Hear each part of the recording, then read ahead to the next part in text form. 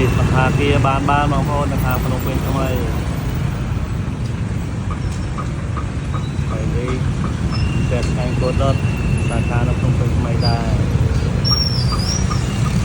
អានេះនំចាក់ចលអានេះសាច់កំពង់អាំងអត់តោះទៅមុខប្រឆិតកន្លែងផ្លូវ8ទេឡាខ្មែរបងប្អូន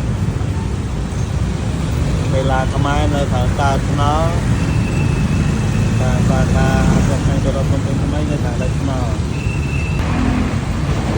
ហើយនេះទឹកមហាកម្លាំងតក់ពេញពងបាទប៉ុណ្ណេះដែរដាក់អស់មកចាអស់ឡាយអស់តោះមកដៃពងមាសទុនល្មើយអុយសាច់អែមតើបងប្អូនសូតសាច់ឆ្ងល់ហើយ